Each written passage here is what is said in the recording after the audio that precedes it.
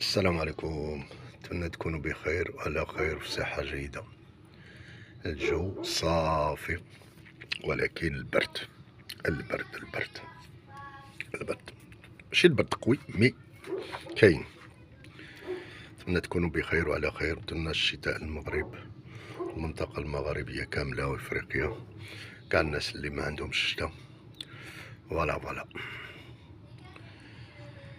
رئيس العالم الآخر غيطلق المعتقلين.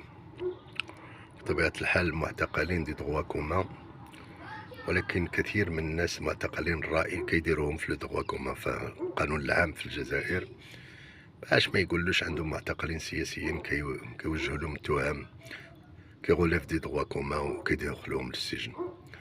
تقريبا 2500.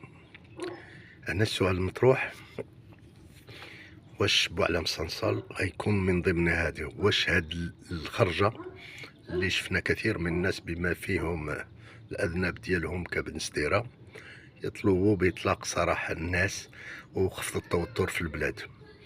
إذا ربما سمع أنه كاين هناك توجه وبغاو يطلقوا الناس اللي داروا ما رانيش راضي، في الوقت نفسه ربما وسيلة في هذا العدد 2500 يطلقوا كذلك البوعلام صنصال بلا ما يقولوا أنه طلقوه بوحده دخلوا. ربما لا، لأن هذه الإمكانية واردة، وباش يخفضوا التوتر مع العالم، لأن عندهم التوتر مع العالم الآن، وربما العقلاء من داخل هذا جماعة الفوضى في الجزائر فيهم عقلاء بدون شك، ولكن ما يقدروش يتحاربوا من الناس مسيطرين على السلطة.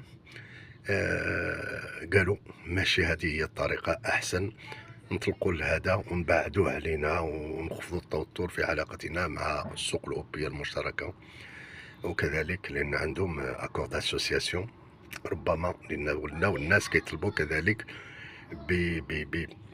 بوقف لاكور دو 1968 كضغط على العالم الآخر، وبالتالي ترامب جاي كثير من الأشياء يعني ماشي لصالح العالم الآخر، وبالتالي مشاو بهذا الاتجاه، يخفضوا التوتر، يطلقوا الناس ويطلقوا كذلك ربما داخل هذه المجموعة البوعلام صنصال. وربما لا، نشوفوا إلى اللقاء.